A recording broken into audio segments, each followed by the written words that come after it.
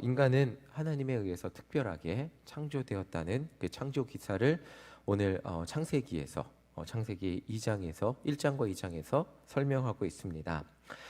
인간은 하나님에 의해서 다른 피조물과는 다르게 하나님의 형상을 지닌 모습으로 창조되었습니다. 19절을 보면 다른 동물들도 흙으로 창조되었음을 말해주고 있습니다. 그런데 인간이 다른 이유는 하나님이 불어넣어 주신 생기 때문에 다름을 알 수 있습니다. 그래서 다른 피조물과는 다르게 하나님의 형상을 지니게 되었습니다. 하나님의 형상을 지닌 인간은 그 지혜로 하나님이 창조하신 다른 생물들의 이름을 짓기 시작했습니다. 세상을 다스리는 권한을 위임받은 인간의 모습이 여기에도 나타납니다. 우리 19절 다시 한번 읽어보도록 하겠습니다. 시작.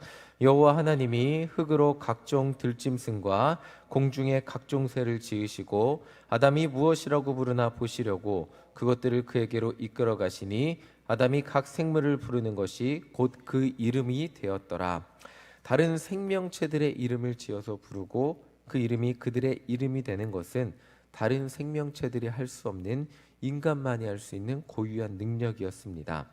이 세상의 관리자로서 하나님이 창조하신 생명체들의 이름을 짓는다는 것은 이름을 그냥 짓지는 않았겠죠. 그것들의 고유한 생김새와 특징, 특별한 능력을 파악했다는 데 있습니다. 그리고 그 모습 그대로 인간은 이름을 지었고, 이름을 짓지 않고 이름을 모른다는 것은 멀어짐을 의미합니다. 우리가 사람의 이름을 안다는 것은 뭔가 하나 더 가까워짐을 의미하는데, 그들의 이름을 짓고 그것의 이름을 불렀다는 것은 그것들의 특징을 파악했고 그것들과 뭔가 조금 더 가까워졌고 그것들을 관리했음을 알 수 있습니다. 이름을 모른다는 것은 그것들과 어떤 관계가 없음을 의미하기도 합니다. 우리는 이름을 모르는 풀들을 잡초라고 합니다. 우리가 어떻게 분류하지 못하고 모르는 그냥 다른 풀들을 잡초라고 하죠. 그런데 아는 풀들의 이름을 어떤 풀이라고 이렇게 이야기하고 또 그것들의 예쁜 꽃들을 어떤 꽃이라고 이야기를 합니다. 우리가 어떤 꽃이라고 부른다는 것은, 저는 어떤 꽃이라고 우리 권사님들이 이 꽃 예쁘네, 이 꽃이야, 그래도 저는 이름을 몰라서 잡초 중 하나로 보일 때가 있습니다. 이름을 모르니까. 그런데 우리 권사님들이 보실 때는 이 꽃은 이 꽃이고 이 꽃은 이 꽃이라고 알고 있다는 것은 그만큼 가깝고 익숙함을 말하고 있습니다. 그것들의 이름을 지었다는 것은 하나님의 창조의 섭리, 그 생명체들의 특성이 하나님의 창조의 섭리가 그 안에 깃들어져 있는데, 그 섭리를 어느 정도 이해하고 그들이 가진 고유한 특성을 이해했음을, 그리고 그들에게 익숙해졌음을 의미하고 있습니다. 그리고 그들의 특성에 따라, 그것들을 이해했다면 그것들의 특성에 따라 관리하고 다스렸음을 의미합니다. 이것은 과거 사람들이 세상을 바라보는 관점과 완전히 다른 것임을 알 수 있습니다. 과거 고대 종교들의 설명을 보면 과거 사람들이 보기에 인간은 빠른 발도 없었습니다. 더 빠른 동물들도 존재했죠. 날카로운 이빨도 없었고요. 엄청난 힘과 덩치도 없었기에 다른 동물들을 두려워하였고 살아남으려면 투쟁해야 했습니다. 그래서 다른 고대 종교들의 신화를 보면 용과 같이 두려운 존재들이 인간의 생명을 위협하게 하였고, 얼마나 그것들이 뛰어났고, 그런데 인간의 생존을 위협했고, 그 신들은 엄청 강한 반면에 인간은 열등하게 등장하는 신화들을 어렵지 않게 찾아볼 수 있습니다. 그런데 오늘 성경은 그 신화들과는 완전히 다름을 보고 있습니다. 인간은 동물들에 비해 열등하거나 부족한 존재가 아닌 하나님의 형상을 지닌 존재로서 그것들을 다스리는 존재라는 것을 우리에게 알려주고 있습니다. 그러니까 다른 종교들을 보면 세상은 생존과 투쟁의 장소로 묘사되는 경우들이 너무나 많이 있습니다. 다른 동물들도 투쟁의 대상인 경우들이 너무나 많이 있죠. 세상은 살아남아야 되는 곳이었습니다. 그런데 성경은 세상은 하나님의 축복 속에서 창조되었고, 인간은 그 축복 속에서 하나님의 축복을 듬뿍 받으며 세상을 다스리는 존재로 창조되었음을 우리에게 알려주고 있습니다. 오늘 성경이 우리에게 말해주는 것은 이 땅을 살아가는 것은 하나님의 원래 인간을 창조하신 목적은 투쟁과 살아남음이 아니라는 것입니다. 이 땅에 살아가는 것은 하나님의 선물입니다. 살아가는 것 자체가 복이라는 것이죠. 그리고 우리는 그 복을 받은 존재로서, 가장 복 중의 복인 하나님의 형상을 받은 존재로서 세상에 하나님이 주신 복을 가지고 세상을 다스리며 복을 나누어 주는 존재로 만들어졌음을 우리에게 알려주고 있습니다. 이것이 하나님이 세상을 창조하신 목적이고 인간을 만드신 목적이고 인간에게 하나님의 형상을 주신 목적임을 알 수 있습니다. 그런데 오늘 본문을 보면 한 가지가 더 등장을 합니다. 우리 18절 함께 읽어보겠습니다. 18절입니다. 시작. 여호와 하나님이 이르시되 사람이 혼자 사는 것이 좋지 아니하니 내가 그를 위하여 돕는 배필을 지으리라 하시니라. 하나님이 인간을 하나님의 형상으로 창조하셨지만 스스로 하나님과 같이 완벽한 존재로 창조하진 않으셨습니다. 하나님은 인간을 혼자 사는 것이 좋지 않은 존재로 만드셨죠. 그래서 하나님은 인간을 위해 또 다른 인간인 돕는 배필을 창조하셨습니다. 이 돕는 배필을 통해 서로의 부족함을 채울 수 있는, 그렇게 서로 함께 할 수 있는 존재로 만드셨습니다. 우리 21절 함께 읽어보겠습니다. 시작. 여호와 하나님이 아담을 깊이 잠들게 하심이 잠들매 그가 갈빗대 하나를 취하고 살로 대신 채우시고. 하나님은 최초의 인간은 아담을 깊이 잠들게 하셨습니다. 설명하는 분들에 따라서 이 깊은 잠은 죽음이었다, 부활이었다, 이렇게 해서 죽었다 다시 부활하게 하셨다, 이렇게 설명하기도 하는데, 그 정도로 깊이 잠들게 하시고 그 갈빗대 하나를 취해서 여자를 창조하셨습니다. 근데 정말 재미있는 장면은 23절입니다. 여자를 만났을 때 아담의 반응이죠. 23절 함께 읽어보겠습니다. 시작. 아담이 이르되 이는 내 뼈 중에 뼈요 살 중에 살이라. 이것을 남자에게서 취하였은즉 여자라 부르리라 하니라. 하나님은 아담을 위해서 여자를 창조하셨는데 청년부를 하면 이 남자와 여자의 사랑이 얼마나 아름다운지 보게 됩니다.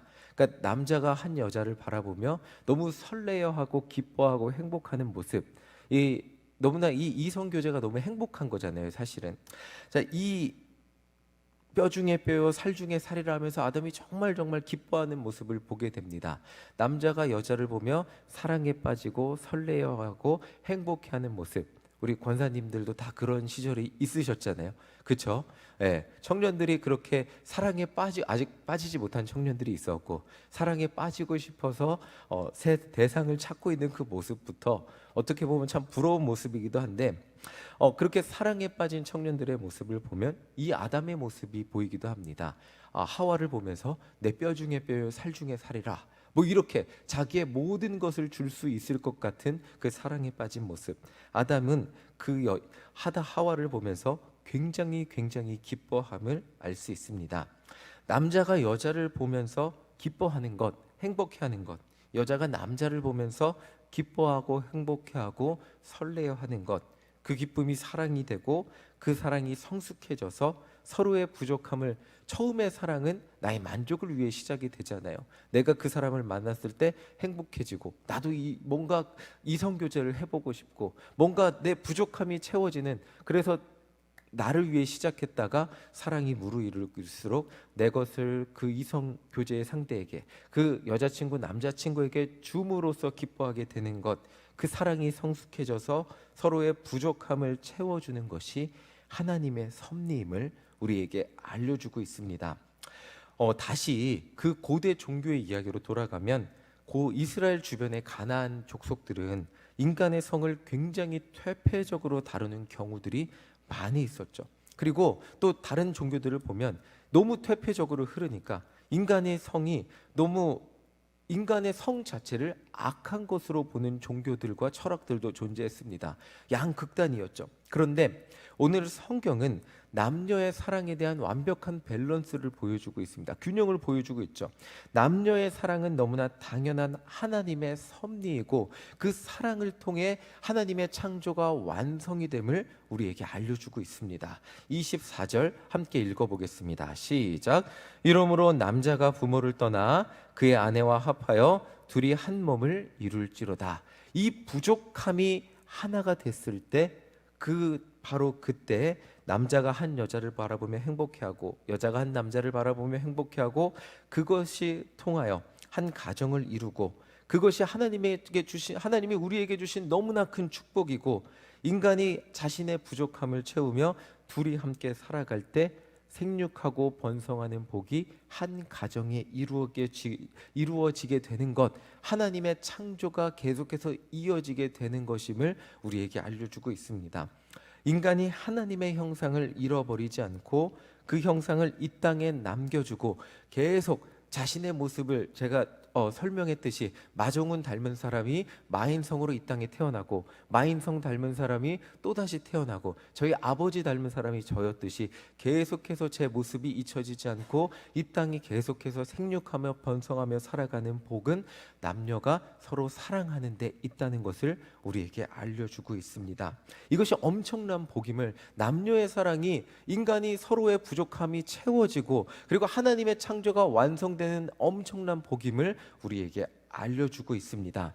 인간은 가만히 두면 음란하고 퇴폐적으로 흘러갈 수밖에 없음을 오늘날 성의 문제를 통해 우리는 어렵지 않게 확인하게 됩니다. 동성애의 문제, 너무나 기가 막힌 동성애의 문제들의 사건들이 요즘 등장하잖아요. 동성애의 문제 앞에서 인간은 자꾸 혼란스러워하고 헷갈려 합니다. 하나님이 창조하신 본질을 잃어버리게 됩니다. 너무나 퇴폐적인 것도 너무나 금욕적인 것도 하나님의 뜻이 아님을, 한 여자와 한 남자의 사랑이 하나님이 우리에게 자연스럽게 주신 축복임을, 남녀의 사랑이 하나님의 창조의 섭리이고 인간에게 주신 최고의 복임을 우리에게 알려주고 있는 것이 오늘 본문입니다. 오늘날 정말 복잡해지고 있는 윤리의 문제 속에 무엇이 균형 잡힌 사랑인지, 무엇이 바른 모습인지 오늘 본문은 우리에게 정확하게 알려주고 있습니다. 동성애의 문제 속에서도 우리가 양보하지 않아야 될 것이 무엇인지 정확하게 알려주고 있습니다. 남자가 여자를 사랑하는 것이 당연한 것이죠. 여자가 남자를 사랑하는 것이 당연한 것이고 남자가 여자를 사랑해서 가정을 이루는 것이 당연한 것이고 남자는 남자로 창조되었고 여자는 여자로 창조되었고 그리고 내가 창조된 그 모습 그대로 받아들여서 서로 다른 성을 사랑하고 가정을 이루고 그 가정을 이룬 사람들이 그 나를 닮은 모습을 다시 생육하고 번성하는 복을 누리며 가정을 이루며 살아가는 것이, 그것이 서로의 부족함을 채우는 가장 좋은 길이고 부족함이 완성이 되어서 이 땅에 비로소 생육하고 번성하는 복을 누리며 살아가게 된다는 것은 우리가 양보할 수 없는 하나님이 창조하신 진리라는 것을 오늘 다시 한번 확인하게 됩니다. 세상 사람들 누가 이야기한다 할지라도 남자는 남자로 창조되었고 여자는 여자로 창조되었음을 우리는 오늘 본문을 통해 확인하게 됩니다. 말씀을 정리하며 하나님은 이렇게 인간을 창조하시고 그들에게 복을 주셨습니다. 우리가 이 모습 이대로 태어난 것은 하나님이 복을 주시며 창조하신 모습입니다. 그리고 혼자가 아닌 함께 이 세상을 살아가면서 서로의 부족함을 채우며 살아가게 하셨습니다. 이 땅을 살아가는 것 자체가 수많은 사람들은 투쟁이라고 말할지 모르지만 성경에서는 이 땅을 살아가는 것 자체가 복임을 우리에게 알려주고 있습니다. 후대의 그리스 로마 철학자들은 이렇게 얘기했어요. 이 땅에 살아가는 것, 세상의 것들은, 물질적인 것들은 악하고 영적인 것들만 귀하다고 가르치는 수많은 철학들이 존재했습니다. 뭔가 영적인 것들만 우월하다는 생각들이 사람들을 머릿속에 막 깊이 박히게 되었는데, 지금 창세기에서 우리에게 말씀해 주는 것은, 성경이 말해주는 것은 시대가 변해도 하나님이 창조하신 세상은 선하고 아름다운 곳입니다. 하나님이 이 땅에 살아가는 것 자체가 우리는 하나님의 선한 형상을 닮아서 창조된 복받은 모습이라는 것을 우리에게 알려주고 있고, 우리가 이 땅을 살아가는 것은 하나님이 주신 복을 누리며 살아가는 것임을 우리에게 알려주고 있습니다.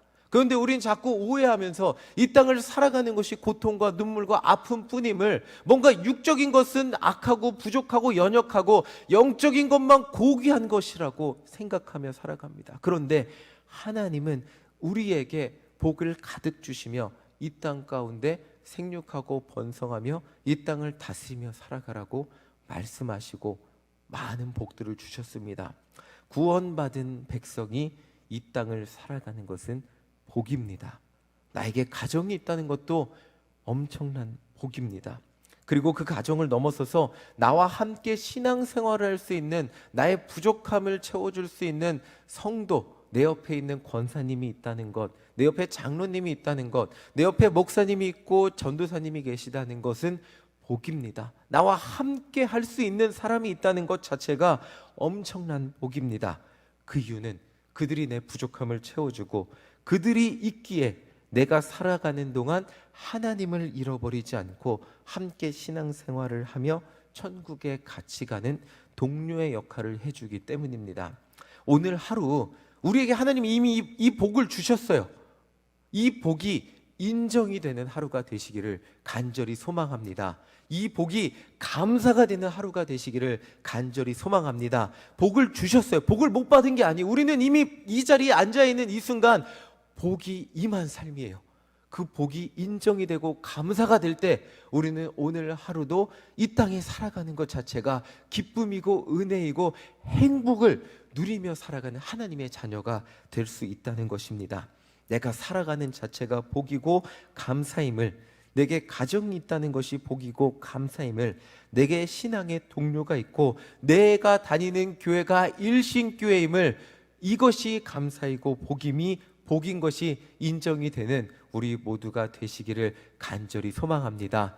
또한 내게 이웃이고 전도 대상자가 있다는 것, 내 눈에 저 사람은 예수 믿어야 되는데 이것이 보이는 것 또한 감사이고 복임을 인정하는 우리 모두가 되시기를 간절히 소망합니다. 우리에게 사명이 있다는 것, 우리에게 삶의 이유와 목적이 있다는 이 모든 것들이 하나님이 우리에게 주신 너무나 큰 복임을 누리며 살아가는, 이것들이 인정이 되시는, 받아들여지고 진정 우리 마음속에서부터 그 감사가 올라와서 오늘 하루를 살아가는 것이 기쁨이고 감사가 되는 우리 모두가 되시기를 간절히 소망합니다. 아멘. 우리 이 시간 찬송가 390장 함께 찬양하시겠습니다. 찬송가 390장입니다.